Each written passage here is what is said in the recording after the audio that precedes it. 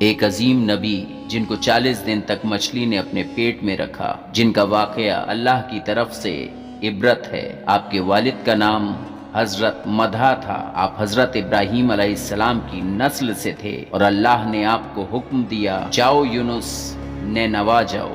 آج ہم آپ کے سامنے یونس نبی کا واقعہ پیش کر رہے ہیں۔ قرآن پاک میں حضرت یونس کا ذکر ملتا ہے اور توریت میں بھی ملتا ہے۔ تاریخ میں ایسیرین قوم طاقتور قوم کی شکل میں جانی جاتی ہے، جن کا بیس یعنی دارالحکومت اشور تھا۔ دراصل اشور کا نکال بنی اسرائیل کی نسل سے ملتا ہے، جو بخت نصر کے حملے کے بعد غلام بنا کر بابل اور عراق لائے گئے تھے۔ اس زمانے میں دریائے دجلہ کے کنارے نینوا نام کی ایک چھوٹی سی بستی تھی۔ اشور کے کسی بادشاہ نے ایک دیوتا کے نام پر نینوا میں ایک مندر بنوایا۔ طرفتہ دوسرے بادشاہوں نے بھی مندر اور عمارتیں بنانا شروع کر دیا، اور ایک وقت ایسا آیا کہ یہ چھوٹا سا علاقہ سلطنت اشوریہ سے عظیم و شان سلطنت میں تبدیل ہو گیا۔ نینوا شہر کے بیچوں بیچ عمارتیں، مندر اور شاہی محل تھے، جہاں سے اشوریوں کا بادشاہ پوری سلطنت پر حکومت کرتا تھا اور اونچے تخت پر بیٹھ کر بازاروں، گلیوں اور تفریح گاہوں کا نظارہ کیا کرتا تھا۔ اشور کے مغربی علاقوں میں لہلہاتے ہوئے کھیت تھے، پورا شہر درختوں اور باغات سے ہرا بھرا تھا۔ اشوریہ لوگ پتھر تراشنے کا بھی فن رکھتے تھے، لہذا جگہ جگہ دیواروں پہ انہوں نے اپنے دیوتاؤں کے نقش بنا رکھے تھے۔ کم لفظوں میں یہ کہا جا سکتا ہے کہ نینوا ایک سیلف ڈیپینڈنٹ یعنی تہذیب و تمدن کے لحاظ سے ترقی یافتہ علاقہ تھا۔ اشودر دیوتا ان کا سب سے بڑا دیوتا تھا۔ اس کے علاوہ یہ لوگ بادشاہ کو بھی خدا کا درجہ دیا کرتے تھے۔ یہ لوگ بت پرست تھے اور کفر اور شرک میں مبتلا تھے۔ اس وقت نینوا کی آبادی 1 لاکھ سے زیادہ تھی۔ اللہ نے اس زمانے میں اس قوم کی ہدایت کے لیے حضرت یونس علیہ السلام کو نبی بنا کر بھیجا۔ حضرت یونس علیہ السلام کا پورا نام یونس ابن مدہ تھا۔ آپ حضرت خود علیہ السلام کی اولاد میں سے تھے، جبکہ کچھ مورخین نے لکھا ہے کہ آپ بنی اسرائیل میں سے تھے۔ حضرت یوسف کے چھوٹے بھائی بن یامین کے بیٹے تھے۔ جب آپ کو نبوت ملی تو اس وقت آپ کی عمر 28 سال تھی۔ آپ پر ایک صحیفہ بھی نازل ہوا جو توریت میں یونا کے نام سے موجود ہے۔ حضرت یونس سب سے پہلے اشوری بادشاہ کے پاس گئے اور اسے پیغام حق سنایا، اسے خدائی کے جھوٹے دعووں سے توبہ کرنے کا حکم دیا اور اللہ کی عبادت کی طرف بلایا۔ یونس علیہ السلام نے اسے اسرائیلی قیدیوں کو آزاد کرنے کا بھی حکم دیا جنہیں اس نے قید کر رکھا تھا۔ نینوا کا بادشاہ آپ کی باتیں سن کر غضبناک ہو گیا اور آپ کی جان کا دشمن بن گیا، لہٰذا آپ علیہ السلام نینوا کی عوام کے پاس گئے اور انہیں توحید کی دعوت دی، انہیں بت پرستی اور دوسری برائیوں سے توبہ کرنے کو کہا، مگر اہل نینوا نے ایمان لانے سے انکار کر دیا اور اللہ کے رسول کو جھٹلا دیا۔ یونس علیہ السلام مستقل اس کوشش میں رہے کہ ان کی قوم کے لوگ راہ راست پر آ جائیں، ان کو بے حد سمجھا کر اور دعوت کے کام کو جاری رکھا۔ دیکھتے دیکھتے 40 سال کا عرصہ گزر گیا، لیکن قوم حضرت یونس کا انکار کرتی رہی اور شرک پر ڈٹی رہی۔ نبی اللہ کو دھمکیاں بھی دی گئیں کہ اگر آپ نے اشودر دیوتا کو کچھ بھی کہا تو آپ کو قتل کر دیں گے۔ آخرکار حضرت یونس اپنی قوم سے مایوس ہو گئے۔ جب اس قوم کی سرکشی بے حد بڑھ گئی تو اللہ نے اپنے نبی سے فرمایا کہ اپنی قوم کو آگاہ کر دو کہ 3 دن کے اندر اندر ان پہ عذاب آنے والا ہے۔ لہٰذا آپ نے اہل نینواس کے سامنے اعلان کیا کہ اگر تم نے 3 دن کے اندر بت پرستی بند نہیں کی تو تم پر اللہ کا عذاب نازل ہوگا اور پورا شہر تباہ و برباد ہو جائے گا۔ لوگوں نے مذاق اڑایا اور کہا ہم تمہارے رب کی طرف سے عذاب کے منتظر رہیں گے، لیکن آپ کی قوم نے آپس میں مشورہ کیا تو اس بات پر سب کو اتفاق ہوا کہ یونس کو کبھی جھوٹ بولتے نہیں دیکھا۔ یہ بھی طے کیا اگر یونس نبی رات کو اپنے گھر میں ہی رہتے ہیں تو کچھ نہیں ہوگا، اور اگر وہ یہاں سے کہیں اور چلے جاتے ہیں تو سمجھ لو عذاب ضرور آئے گا۔ حضرت یونس علیہ السلام رات کو اس بستی سے نکل گئے۔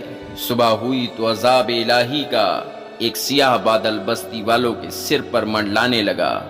جب وہ ان کے قریب ہونے لگا تو بستی والوں کو یقین ہونے لگا کہ اب وہ سب ہلاک ہونے والے ہیں۔ دراصل حضرت یونس علیہ السلام اپنی قوم سے ناراض ہو کر چلے گئے تھے، مگر انہیں وہاں سے نکلنے کا حکم نہیں دیا گیا تھا۔ وہ عذاب کی اطلاع دے کر اللہ کی اجازت کے بغیر اپنا علاقہ چھوڑ گئے تھے۔ سارے عذاب دیکھ کر جب اشوریوں نے توبہ اور استغفار کی تو اللہ نے انہیں معاف کر دیا۔ اللہ تعالیٰ کسی قوم کو اس وقت تک عذاب میں مبتلا نہیں کرتا جب تک وہ اپنی حجت پوری نہیں کر لیتا۔ جب یونس نبی نے اس قوم کا نصیحت کا سلسلہ اللہ کے طے کردہ وقت تک جاری نہیں رکھا اور اس سے پہلے ہی وہ خود ہی ہجرت کر گئے تو اللہ کے انصاف نے اس قوم کو عذاب دینا گوارا نہیں کیا اور انہیں معاف کر دیا گیا۔ حضرت یونس علیہ السلام فرات کے کنارے پہنچے تو ایک کشتی کو مسافروں سے بھرا ہوا پایا۔ حضرت یونس کشتی میں سوار ہو گئے۔ کشتی نے لنگر اٹھایا۔ پورے دن کشتی سمندر میں سکون سے چلتی رہی۔ اچانک اونچی اونچی لہریں اٹھنے لگیں۔ لوگوں نے اپنا ساز و سامان سمندر میں پھینک دیا کہ کشتی کا وزن کم ہو جائے، لیکن کشتی کا بوجھ پھر بھی کم نہ ہوا۔ جب کشتی ڈگمگانے لگی تو کشتی کے غرق ہونے کا یقین ہونے لگا۔ اچانک ایک آواز بلند ہوئی کہ لگتا ہے کہ غلام اپنے آقا سے بھاگا ہوا ہے۔ جب تک اس کو اس کشتی سے الگ نہیں کیا جائے گا نجات مشکل ہے۔ حضرت یونس علیہ السلام نے جب یہ آواز سنی تو ان کو یہ گمان ہوا کہ اللہ کو میرا بغیر وحی کا انتظار کیے یوں چلا آنا پسند نہیں آیا اور یہ میری آزمائش کے آثار ہیں۔ یہ سوچ کر انہوں نے اہل کشتی سے فرمایا کہ میں ہی وہ غلام ہوں جو اپنے آقا سے بھاگا ہوا ہوں، لہٰذا 3 مرتبہ قرآن اندازی کی گئی۔ تینوں مرتبہ حضرت یونس کا ہی نام آیا۔ تب مجبوراً انہوں نے حضرت یونس کو دریا میں ڈال دیا۔ اس وقت اللہ نے ایک بڑی مچھلی کو حکم دیا کہ انہیں نگل لو، یہ تمہاری غذا نہیں ہے، اس لیے ان کو کوئی تکلیف نہیں ہونی چاہیے۔ مچھلی نے اللہ کے حکم کو پورا کیا اور حضرت یونس کو اپنے پیٹ میں نگل لیا۔ یونس علیہ السلام نے جب مچھلی کے پیٹ میں خود کو زندہ پایا تو بارگاہ رب العزت میں ندامت پیش کی کہ مجھے اللہ کی اجازت کے بغیر یوں امت سے ناراض ہو کر نینوا سے نہیں آنا چاہیے تھا۔ حضرت یونس نے مچھلی کے پیٹ میں اللہ کو پکارا۔ ان پر 3 اندھیرے حاوی ہو چکے تھے۔ اول رات کا اندھیرا، دوسرے مچھلی کے پیٹ کا اندھیرا اور تیسرے سمندر کا اندھیرا۔ نے ان اندھیروں میں یہ کلمات کہے، لا الہ الا انت سبحانک انی کنت من الظالمین۔ اللہ تیرے سوا کوئی معبود نہیں، تو صرف ایک ہے، تیرا کوئی شریک نہیں، میں تیری پاکی بیان کرتا ہوں، بے شک میں اپنے نفس پر خود ہی ظلم کرنے والا ہوں۔ اگر حضرت یونس یہ تسبیح نہ پڑھتے تو قیامت تک مچھلی کے پیٹ میں رہتے۔ رسول خدا صلی اللہ علیہ وآلہ وسلم نے فرمایا کہ جب یونس نبی نے یہ تسبیح پڑھی تو یہ کلمات عرش کا طواف کرنے لگے۔ فرشتے کہنے لگے یہ آواز بہت دور سے آ رہی ہے لیکن کان اس آواز سے آشنا ہیں۔ اللہ نے یونس علیہ السلام کی درد بھری آواز کو سنا تو فرمایا کیا تم اس آواز کو نہیں پہچانتے؟ فرشتوں نے کہا نہیں۔ اللہ نے فرمایا یہ میرے بندے یونس کی آواز ہے۔ فرشتوں نے کہا اے اللہ مصیبت کے وقت اس پر رحم کر، تو اس وقت اللہ نے مچھلی کو حکم دیا کہ وہ آپ کو بغیر تکلیف سمندر کے کنارے اگل دے۔ روایتوں کے مطابق یونس علیہ السلام 40 دن اس مچھلی کے پیٹ میں رہے मछली के पेट में रहने की वजह से आप ऐसे हो गए थे जैसे कबूतर का पैदा हुआ हुआ बच्चा। आपके जिस्म पर एक भी बाल नहीं रहा था।